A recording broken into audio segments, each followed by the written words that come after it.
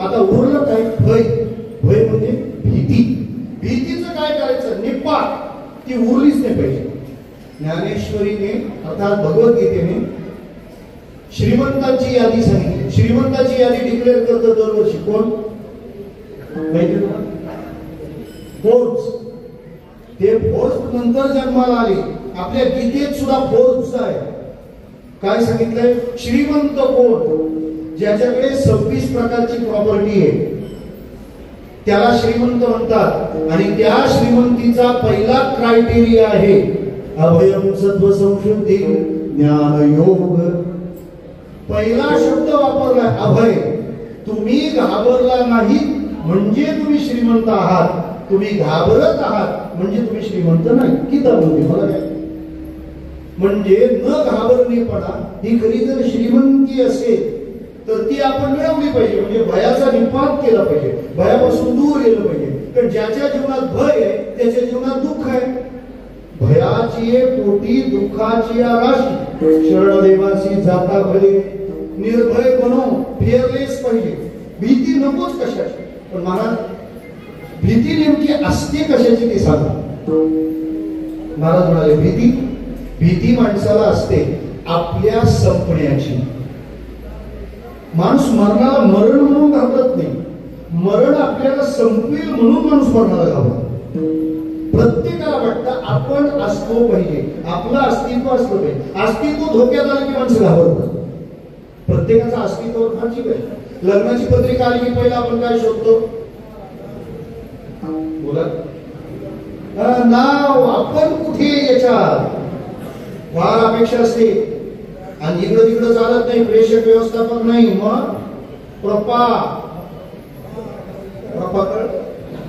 प्रमुख पाहुणे त्याच्यात अपेक्षित असतं. आपण आपल्याला शोधतो.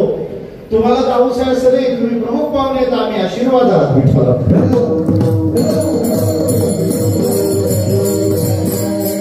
शोध पुन्हा अस्तित्वाचा नसतो ना. आपण आपल्याला शोधत असतो. लग्नाचा अल्बम जर कोणी बघायला दिला तर आपण 4-4 पानं पलटतो. आणि स्लो मुव्हिंग कुठे असतं? आपला फोटो त्याच्यात आहे ना. माणसं पुन्हा येऊन तिथंच थांबतात. आपलं अस्तित्व फार प्रेम आहे. जिथलं कमी झालं असं लक्षात येतं की माणसं जिंकून वाढायला लागतात. सोपं सांगतो तुम्हाला. घरात सासू सुनेतच का भांडण होतं? दुसरे कोणते गट नाही इतका. या दोघीच का भांडतात तरी विचार केला तुम्ही? त्याचं कारण दोघी पण चांगले आहेत म्हणून भांडतात. म्हणजे चांगल्याच भांडतात.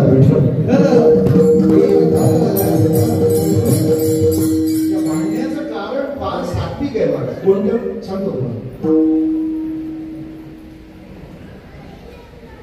घरात त्या दोघी जणी असतात. एक सासू दुसरी सून. बरोबर. 9 महिने 9 दिवस ज्याला पोटात वाढवले. 21 वर्षाचा पहाडासारखा केलाय. आणि त्याचं लग्न होणार आहे. म्हणजे त्याच्या जीवनात दुसरी स्त्री ती येणार आहे. मग ती आल्यानंतर 21 वर्षीय असलेल्या त्याच्या मनातल्या माझ्या अस्तित्वासमोर प्रश्न आहे. त्याच्यामुळे लग्न झाल्यावर जर दुसऱ्या दिवशी तो लग्नाचा मुलगा प्रत्येक गोष्ट जर बायकोकडे मागू लागला ना, अगं जरा शर्ट दे, पॅन्ट दे, सॉक्स दे, टिफिन दे, तर किचन मधून रडण्याचा आवाज येतो. का? 21 वर्ष आई जशी आली बाई ती आल्यामुळे हा मला विसरला असा मनात विचार तिच्या येऊ शकतो. बरं जर लग्न झाल्यावर 1 महिनाभर तो आईकडे सगळं मागतो तर मग बेडरूम मधून रडण्याचा आवाज येतो. का? लग्नाला 1 महिना झाला नुसतं हे दे आई ते दे आई सगळं दे आई हे दे आई ते दे आई. मला आणायची का घाई? तिला असं वाटतं की मलाच आपलं अस्तित्व आलं नाही. आणि हे जवळपास सगळ्या घरात चालतं. आणि त्याचा फटका इकडं बसतो. उसाचा रस प्याले की कधी तुम्ही? कानिफनाथ रसवंती गृह पग घुंगरुवाल. आता तिथे घुंगुवाला मशीन गेलं त्यामुळे ते घुंगराचं मशीन लावतात आणि इकडं वेगळं मशीन लावतात.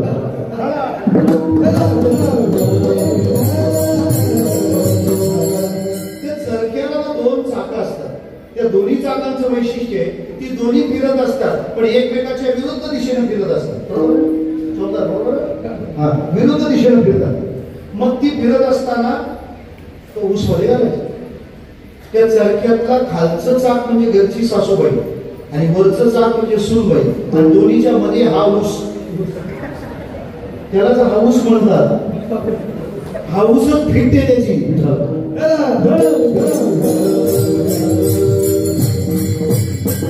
मला काही हे उदाहरण लावण्याचं कारण नाही, पण श्रोते हो, त्या दोघींना एकमेकीबद्दल असूया का लवकर निर्माण होते त्याचं कारण एकच आहे, दोघी ज्याच्यावर प्रेम करतात तो एकच आहे. आणि त्या एकामध्ये माझं अस्तित्व किती पर्सेंट आहे तिचं असायला हरकत नाही, पण मी नेहमी बहुमतात पाहिजे. याचा अर्थ माणसं अस्तित्वहीन होण्याला फार घाबरतात. त्याच्याचमुळे मराठी भाषेत एक नवीन शब्द जन्माला आला, माझी. विठ्ठला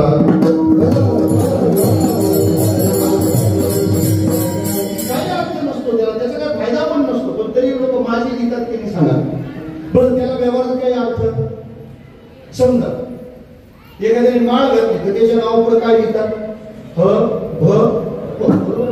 उद्या जर चुकून त्याने माळ काढली तर आता काय लिहायचं, माझी ह भ प. विठ्ठल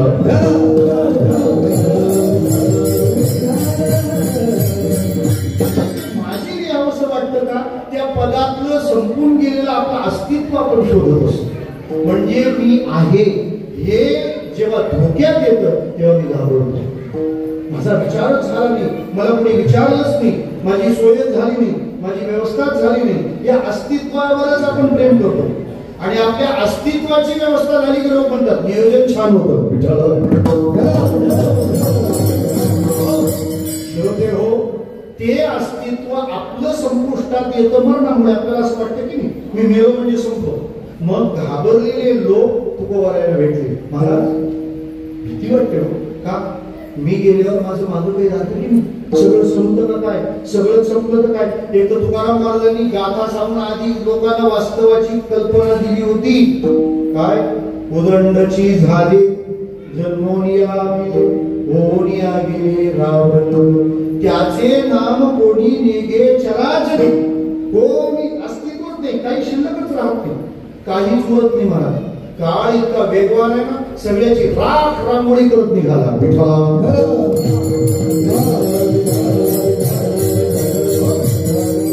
काळ सगळ्याला खाऊन टाकतो, वस्तू सोडा विचारांना सुद्धा काळ खातोय. काही महिन्यापूर्वी वर्षापूर्वी या शाळा आपल्याला पालकांना सूचना करायच्या, काय मुलांना मोबाईल द्या तर खबरदार. बरोबर, आज काय बरोबर या सगळ्यांचा अभ्यास मोबाईलवर येतो. म्हणजे काळाने मोबाईल वापरू नका हा नियम खाऊन टाकला. काही वर्षापूर्वी गाड्यांच्या मागे लिहिलं जायचं हॉर्न ओके प्लीज, वाचले असे ट्रक तुम्ही. आता प्रत्येक ट्रकवर वाक्य, पण काय नो हॉर्न प्लीज.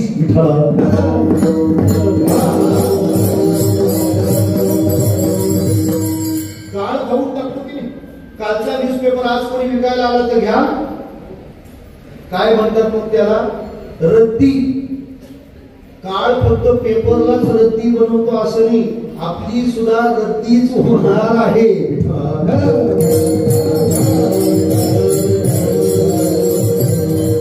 काळ सगळ्याला खात सुटलाय. सांगू आपल्याला, कोणाचा विचार काळ टिकू देत नाही. सगळ्यात जास्त मंदिरं बौद्धांच्या कारकिर्दीत पाडली गेली, पण काळ इतका कठीण आहे. आज जगात सगळ्यात जास्त मंदिरं त्याच बुद्धाची, ज्याला मंदिर मान्य नव्हतं. अंगावर चिंदी सुद्धा ज्यांनी घातली नाही त्या जैन गुरूंचं नाव काय, वर्धमान महावीर. बरोबर, अंगावर वस्त्राचा एक धागा सुद्धा नाही. आणि आता भारतात सगळ्यात जास्त कपड्याच्या दुकानाचं नाव आहे महावीर क्लॉथ स्टोर.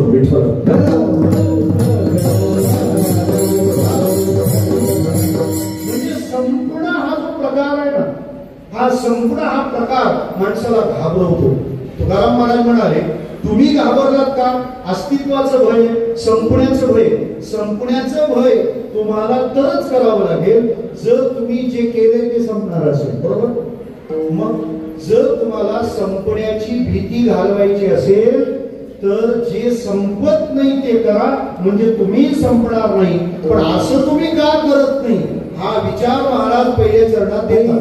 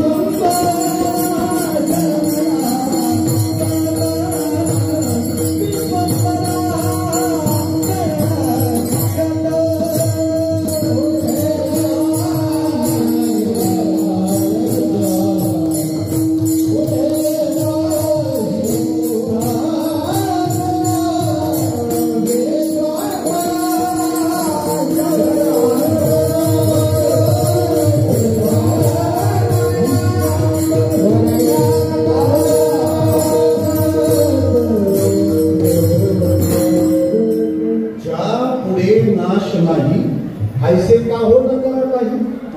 तुम्ही असं का करत नाही की ज्याला पुढे नाश नाही? हा अभंग म्हणजे तुकोबारांनी चपराकच लावली आहे. कारण ह्या वाक्याचा खरा अर्थ असा होतो की तुम्ही जे करता त्याला नाश आहे. फक्त आपले इगो सांभाळलेत महाराजांनी विठ्ठल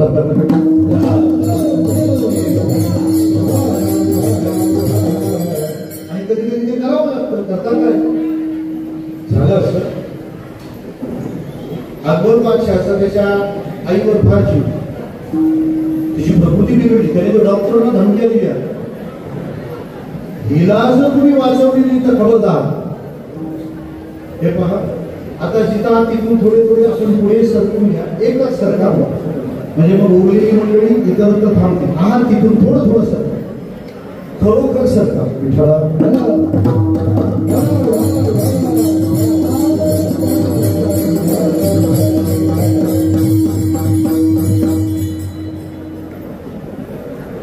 खरं तर श्राद्धाला एखादा हॉल अपुरा पडणं याला खरी कमाई म्हणतात. मुळात आयुष्यात एवढं प्रेम देऊन ठेवलं की त्या प्रेमाने प्रेम प्रीतीचे बांधले असे आपण येतात. पुढे सरकणं आणि बोलणं याचा तसं काही संबंध नाही असं मला वाटतं. आपण शांत राहा.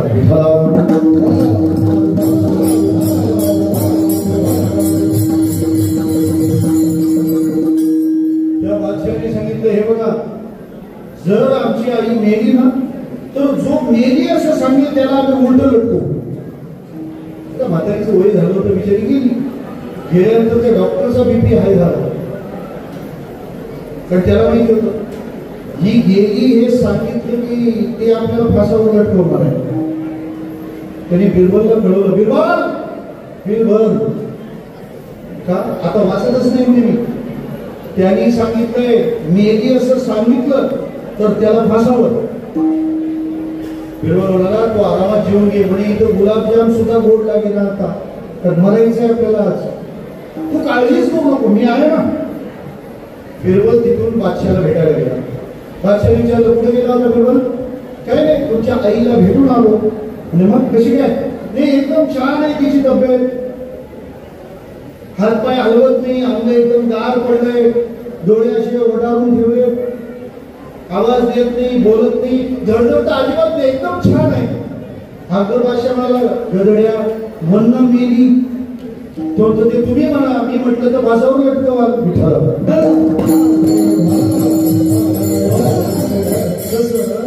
तुम्ही जे करता त्याला नाश आहे असं म्हटलं तर आपल्याला राग येईल. महाराज म्हणतात, तुम्ही असं का करत नाही ज्याला नाश नाही? मग आम्ही जे बोलतो त्याला नाश आहे निश्चित. नाशिवंताटी प्रिया पुत्र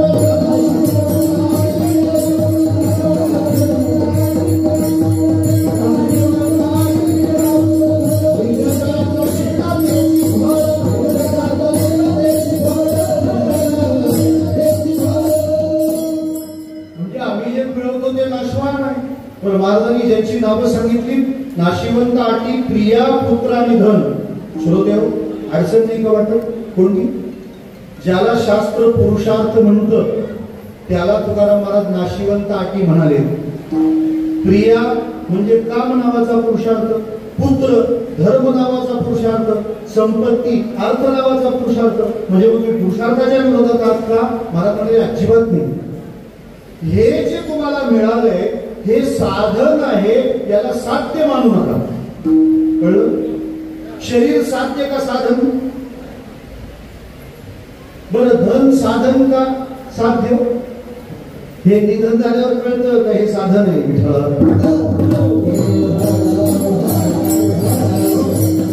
म्हणजे शरीरासाठी आता करू नका, शरीराकडून करा. पुत्रासाठी करू नका, पुत्राकडून करा. धनासाठी करू नका, धनाकडून करा. पुत्रासाठी केलं तर नाशिवान, आणि पुत्राकडून करून घेतलं तर अविनाशी. स्वर्गीय बाबा आमटेंची एक मुलाखत ऐकली मी.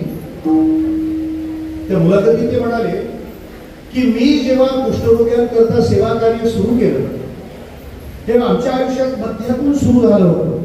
आम्ही सगळ्या सुखसोयी उपभोगल्या होत्या, पण माझ्या मुलांनी हे काम करायला घेतलं, त्यांनी कोणत्याच सोयी उपभोगल्या नाही, ते सरळ सेवा कार्यात उतरले. आमचं तर सगळं भोगून झालं होतं, त्यानंतर आम्ही उतरलो.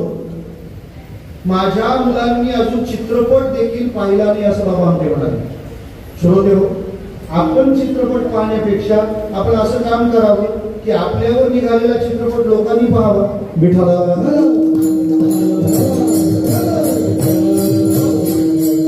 पत्नीसाठी करत असाल तर आता पत्नीकडून काही करून घ्या. त्या प्रकाश आमटेंनी पुस्तक लिहिले, प्रकाश वाटा. तुम्ही पण वाचा, नंतर वाटा, बऱ्याच जणांना दिसतील. त्या फायजी लागतं ते थोडं असू द्या. मला काय म्हणायचं आहे, त्या पुस्तकात त्यांनी त्यांच्या पत्नीसाठी एक कव्हर स्टोरी लिहिली आहे. चित्र आहे आणि कव्हर आहे.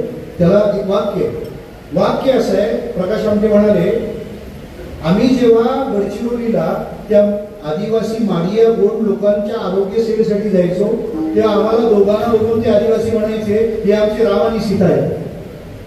पण मला सांगू द्या, रामाच्या सीतेला एकदा का होईना सोन्याच्या हरणाच्या कातडाचा मोह झाला होता. माझ्या मंदाला अजून कसलाच मोह झाला नाही. याला म्हणतात अविनाशी. विठ्ठला,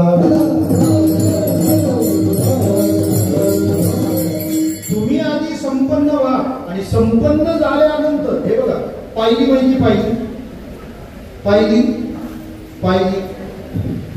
त्या पाहिली जेव्हा तुम्ही धान्य ओतता ना, तेव्हा ती भरेपर्यंतच धान्य आत घेते. एकदा ती भरली की ती धान्य बाहेर पडते. पण काही पाहिल्या लिकेज आहेत असंच वाटतं.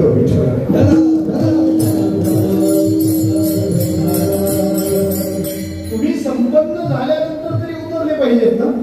त्याचं कारण श्रोते असं आहे, जे इतरांकरता विनियोगात येतं ना ते नष्ट होत नाही. अमेरिकेमध्ये एक प्रसिद्ध गोष्ट फिरते, तिचं नाव आहे स्टोरी ऑफ $40. $40ची गोष्ट. ते म्हणाल अमेरिकेतली का सांगतात, त्याशिवाय भारतातले ऐकत नाही.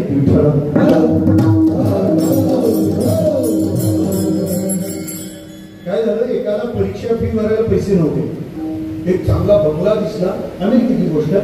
तो त्या बंगल्याजवळ गेल्यानंतर त्या बंगल्यातल्या मालकाला सांगितलं त्याने की मला फी भरण्याकरता $40 हवे, देता का?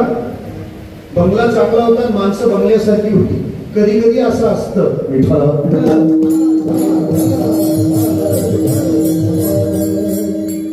हे बघा, ज्ञानेश्वरी म्हणते, बऱ्याचदा श्रीमंत माणसं कंजूस असतात. प्राध्यापक राम शेवाळकर म्हणायचे की काही वेळेला ती कंजूस असतात म्हणूनच ती श्रीमंत असतात. ज्याच्याकडे संपत्ती आहे त्याला पैसेवाला म्हणतात. पण ती संपत्ती देव देश धर्म यात विनियोगात येते, मग त्याला श्रीमंत म्हणतात. बरेच पैसेवाले श्रीमंत असतात, असू दे. ते मला पैसे दे, $40 दिले, यांनी भरली फी, पास झाला, नोकरी लागली, पहिला पगार झाला. तो पहिल्यांदा या बंगल्यावाल्याकडे आला. कोण? ज्याने नेले होते ना, आणि त्या शिकलं रिटर्न, हे घ्या, धन्यवाद. एक सोपी गोष्ट सांगू, तेवढ्या श्रीमंत माणसाला तो $40 घेऊन गेला, ही गोष्ट फार महत्वाची आहे. नाही तर एखाद्या श्रीमंत माणसाकडून आपण जर मदत घेतली तर त्याची श्रीमंती पाहून कधी कधी मदत घेणाऱ्याला पण फार व्यापक उदारमत्वाची आर्थिक धोरण सुचतं. त्यांना काही कमी विचारतात.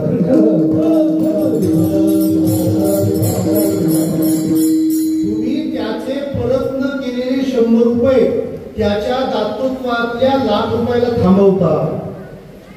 तुमच्या त्या कृतीनं त्याचं दातृत्व मरतं, ते मरू देऊ नये. छोटीशी वस्तू आहे, ती परताव्याचा आनंद आहे. त्याने सांगितलं मी परत घेणार नाही. हा म्हणाला मी दिल्याशिवाय राहणार नाही. माझं करायचं काय? मधला तोडगा, मधला मार्ग. त्या बंगल्याच्या मालकाने सांगितलं, तुला गरज होती तेव्हा तू शोधत होता, मी सापडलो की नाही. तसा एखादा गरजवंत कोणाला तरी शोधत असेल, ते $40 तू त्याला द्यायचे.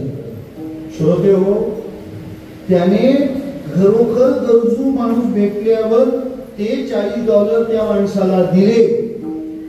श्रोते हो, आश्चर्य काय आहे माहिती, ते $40 अजून अमेरिकेत फिरत आहेत. कोणाकडून तरी कोणाकडे. जर उधळायचे ठरवले असते तर $40 वरातीत उडवायलाही पुढे नसतं. पण ते $40 समाजाच्या सेवेच्या उपयोगात आले, ते नष्ट झाले नाही. ऐसे का हो न करा काही पुढे नाही नास जा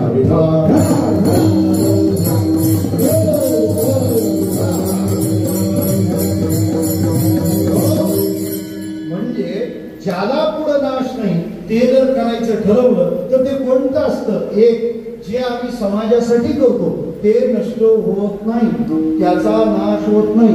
आणि दुसरा विचार, जे आम्ही देवासाठी करतो त्याचा नाश होत नाही का? आम्ही जे केलं ते सगळं सोबत राहतं. करा हरी भक्ती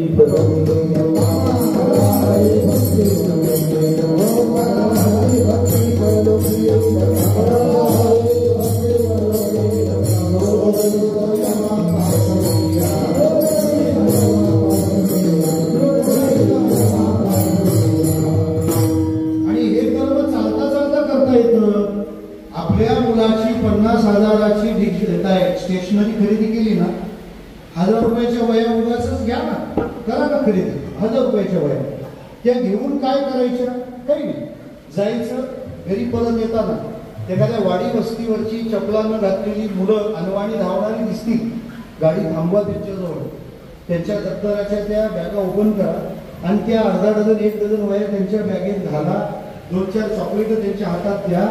त्यांच्या चेहऱ्यावर खुललेला हास्य एवढी मोठी कमाई म्हणती. हे जाता जाता करता येतं. मी तर म्हणतो जाता जाता करण्यापेक्षा हे जाण्याच्या आधी करायला आलोय हे लक्षात घ्या. विठ्ठल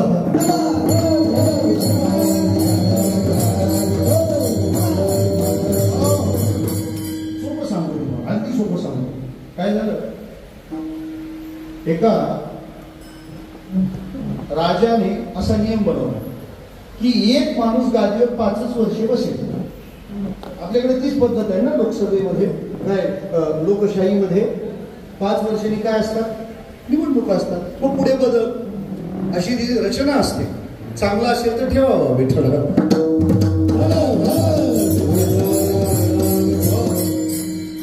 मग 5 वर्षांनी राजा बदलायचा. काय झालं माहितीये, 5 वर्षे राजा राजपदी राहायचा. 5 वर्ष झाली की त्याची मिरवणूक काढायची आणि पक्क्या अरण्यात नेऊन सोडून द्यायची. जसं एखाद्या अधिकाऱ्याची बदली चंद्रपूरला किंवा गडचिरोलीला झाल्यावर त्याला काय म्हणतात, विठ्ठल.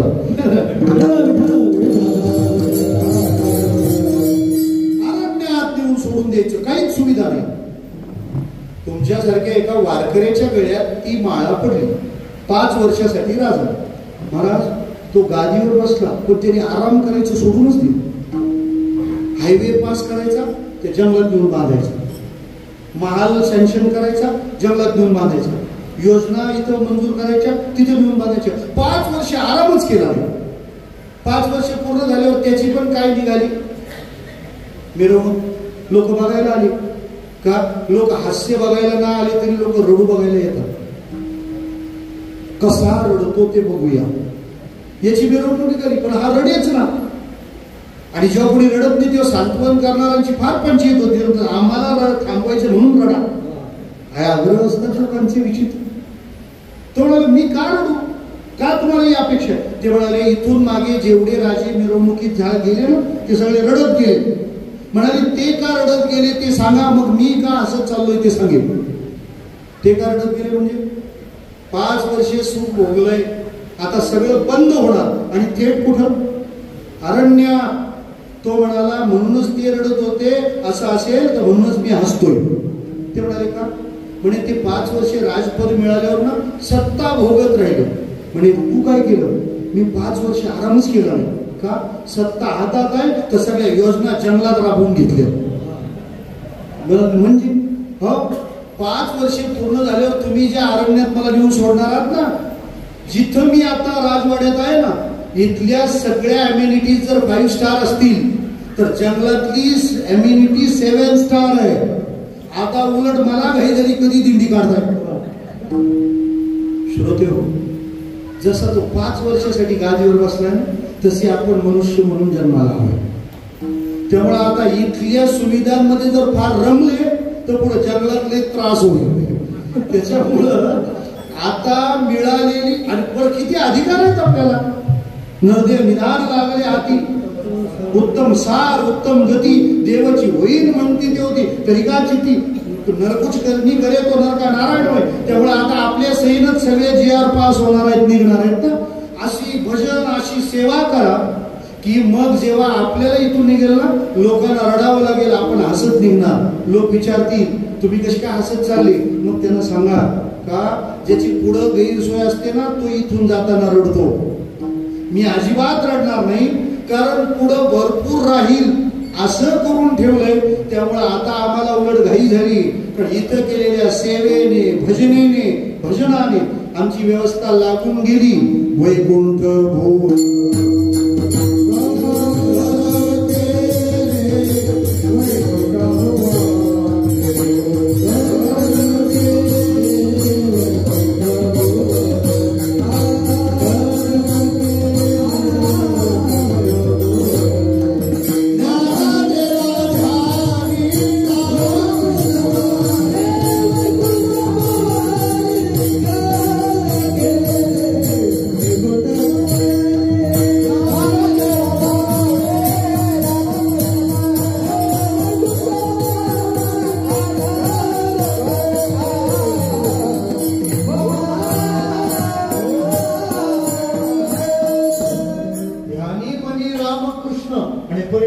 वैकुंठ भुवनी घर याला म्हणतात ऐसं करणं ज्याला पुढे नाश नाही.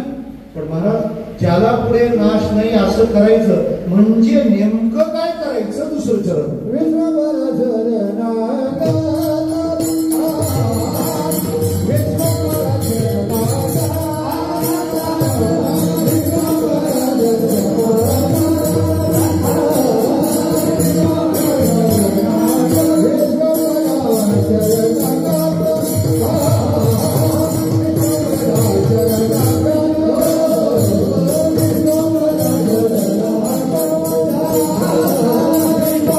Bye.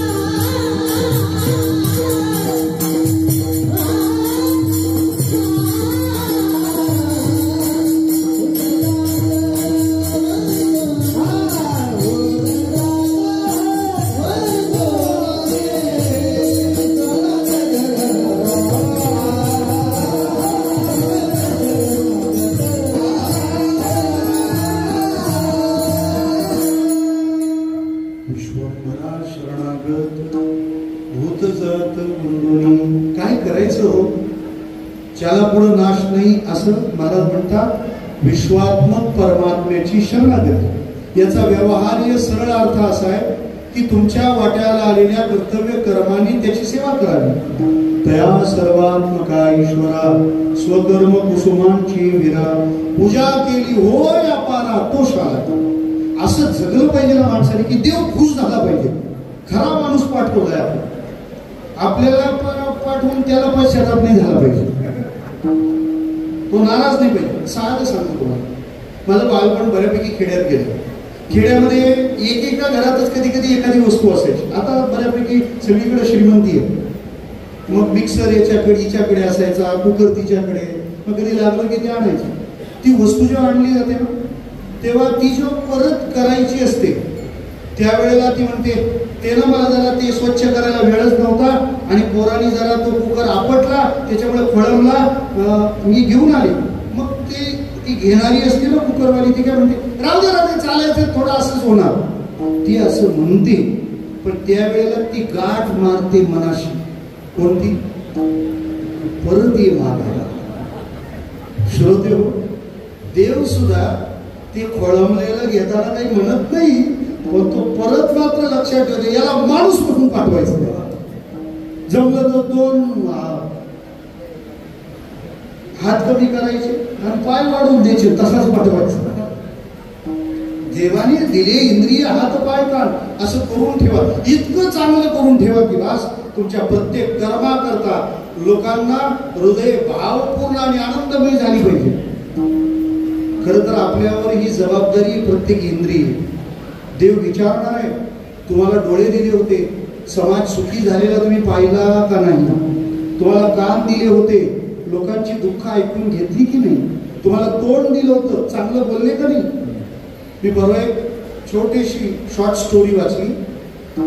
एका एक नातेवाईक भेटला, म्हणाला का रे साखरपुडा झाला आम्हाला सांगितलं नाही? तो म्हणाला तुम्हाला सांगितलं नाही म्हणूनच होऊ शकला.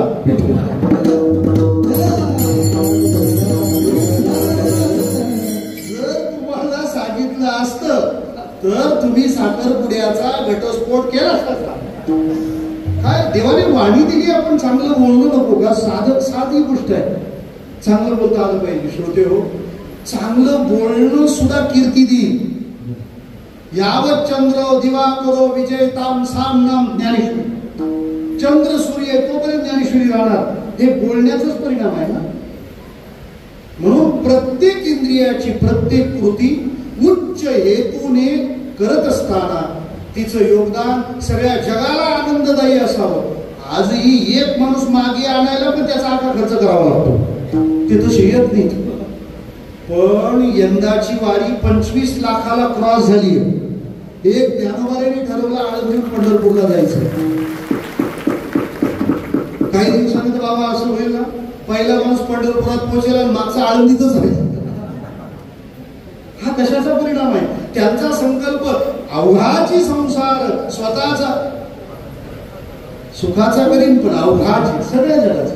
आणि जेव्हा ते वैश्विक स्तरावर जातं ना तेव्हा ते खूप आनंददायी होतं. मी तुम्हाला विचारतो साधी गोष्ट, रतन टाटांची संपत्ती मोठी का मुकेश अंबानींची? मुकेश अंबानींची जास्त आहे. पण दोघे एकदम आले तर तुम्ही पहिले कोणाला भेटणं पसंत कराल? कारण एक इंडस्ट्रियलिस्ट आहे आणि दुसरा बिझनेसमॅन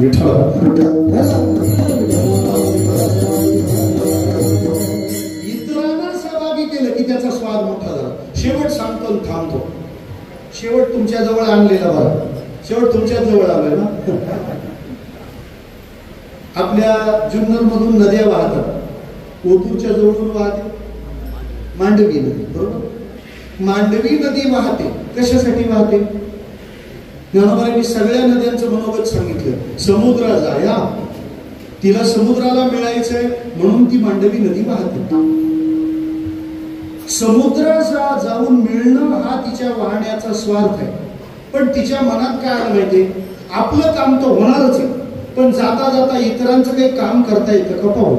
म्हणून त्या मांडवी नदीने जुन्नरकरांना सांगितलं, मी समुद्राला मिळायला जाणारच आहे, फक्त माझ्या आजूबाजूला तुम्ही ऊस लावा, तुमचे मळे भिजवायचं काम मी करेन. जाता जाता कोण म्हणाली? मांडवी माता म्हणाली, तुम्ही बिनधास्त ऊस लावा, मी त्यांना सांभाळीन, मला जाता जाता तेवढं काम करता येईल. श्रोते हो, मांडवी नदीचं पाणी वाहत आहे, समुद्राला जाऊन मिळणं तिचा स्वार्थ आहे, आणि कडेचे ऊसाचे मळे पिकवणं तिचा परमार्थ आहे. बरोबर. ऊसाचा मळा पिकवला, ती मळे पिकवायला वाहत नाही, पण जाता जाता एवढं करूया. श्रोते हो, त्या नदीच्या पाण्याला दोन स्थान आहेत आता. एक पाणी तिचं गेलं समुद्रात आणि दुसरं कशात आलं? ऊसात. जे समुद्रात गेलं ते स्वार्थासाठी वाहिलेलं होतं, आणि जे ऊसात आलं ते परोपकाराचं होतं. परिणाम काय झाला माहिती तुम्हाला? जे पाणी स्वतःसाठी वाहिलं ते आता चवीला काय झालं? स्वतःसाठी वाहिलं म्हणजे समुद्रात गेलं, खारट झालं. आणि जे पाणी इतरांसाठी वाहून उसात गेलं ते आता गोड झालंय. याचा अर्थ स्वतःसाठी वाहिलो आपण तर ते खारट होतं, पण गोड व्हायचं असेल तर इतरांसाठी थोडं वाहावं लागेल. विश्वंभरा शरणागत भूत जात बंधुनी, सगळ्या श्रुतीने सारभूत सांगितलेलं तेच आहे. केलेलं भजन, घडलेली सेवा आताच करा, पुढच्या योजनेत पाहू असं होणार नाही. तुका म्हणे पुढे काय वाट नाही यावरी. आमच्या धोंडीभाऊन करता हा इतका डोळ्यात न साठवता येणारा जनसागर नाही, हा प्रेम सागर आहे. लोक प्रेमाशिवाय अन्य कशासाठी धावत नाही. हा प्रेमभाव खरं तर या श्राद्धात आपण आज चिंतन केलं पाहिजे. हे असं कशाने होतं, काय केल्यावर असं जमतं, आणि ते मला जमलं पाहिजे, हाच या ऋणाचा अर्थ आहे. ऐसे का हो न करा काही. ज्ञानेश्वर